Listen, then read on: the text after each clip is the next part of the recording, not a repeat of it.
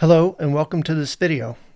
On this 1980 Camaro Berlinetta that was built with a 305, there's a fuel feed line, a fuel return line, and a vapor line that is used for evaporative emissions control.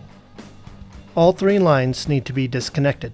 In this case, we just cut the rubber hoses that connected the gas tank lines to the chassis lines. There are two metal straps that run under the gas tank and hold it up.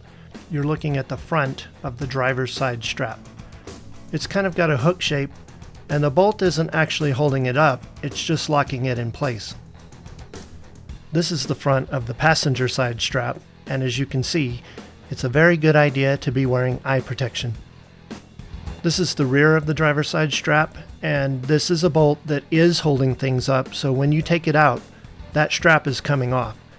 So at this point, the tank better be empty, and you better have something underneath it so it doesn't fall far when it drops down. Here, Dylan is reaching the end of undoing the passenger side strap, and down comes the tank.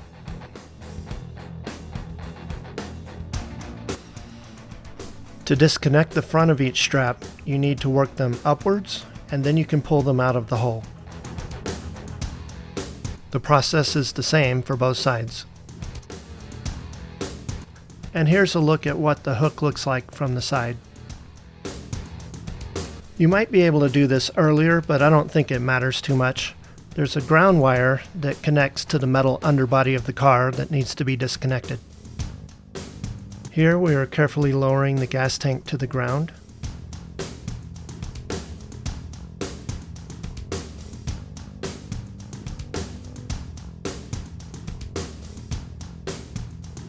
As you can see, there's still a wire connected. It's the wire for the fuel level sending unit, and it's easy to disconnect. You just grab it where it attaches to the gas tank sending unit and pull upwards, and it comes right off. This was my favorite part of the day. We found the build sheet for this Camaro, and although we had bought the car out of state, we discovered on the build sheet that it had been delivered to the next town over from where we live. That was really cool.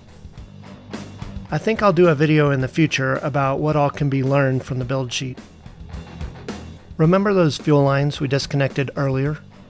Notice this line that comes off the sending unit, goes all the way to the driver's side, and then goes all the way back to the passenger side and goes around the corner, then jumps to the frame, and it goes towards the rear and does another U-turn, and then finally heads towards the front of the car.